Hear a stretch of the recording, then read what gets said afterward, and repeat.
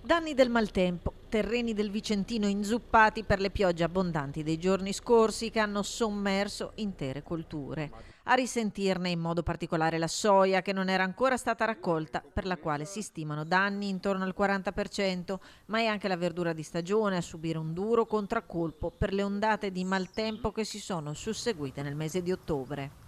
In modo particolare la soia che non era ancora stata raccolta, ma mi viene da pensare anche a tutte le colture orticole che veramente hanno avuto un danno notevolissimo sull'ordine del 70-80%. Abbiamo grosse difficoltà perché il terreno è inzuppato, non si riesce ad entrare con i mezzi, ma soprattutto la soia che è stata sommersa dall'acqua comincia a germogliare. I bacelli più verso terra, quelli più bassi, cioè quelli più produttivi, cominciano a germogliare. Ecco, per darci la dimensione del danno, ci mostri pure che cosa sta succedendo.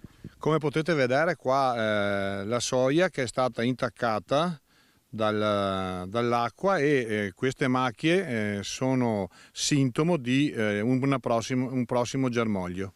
Maltempo che non ha dato tregua, sottolinea Coldiretti Vicenza, agli agricoltori che devono fare i conti sempre più spesso con l'alternarsi di periodi in cui l'acqua manca, spesso quando è più necessaria, ad altri in cui l'abbondanza di precipitazioni impedisce lo svolgimento di qualsiasi operazione in campo. Cambiamenti climatici repentini per cui risulta difficile trovare il sistema per adeguarsi. E siamo passati da quest'estate con un'estate torrida dove le culture hanno sofferto, in modo particolare quelle arboree, a un autunno che non ci permette di seminare tutte le culture invernali, orzo, frumento e quant'altro, ma che ci ha dato anche grosse difficoltà nella raccolta e ha spostato tutti i tempi in avanti rispetto alla stagionalità. A noi i cambiamenti climatici, come li definiscono adesso, ci mettono veramente in grossissima difficoltà perché noi lavoriamo all'aperto, perché anche le piante, le culture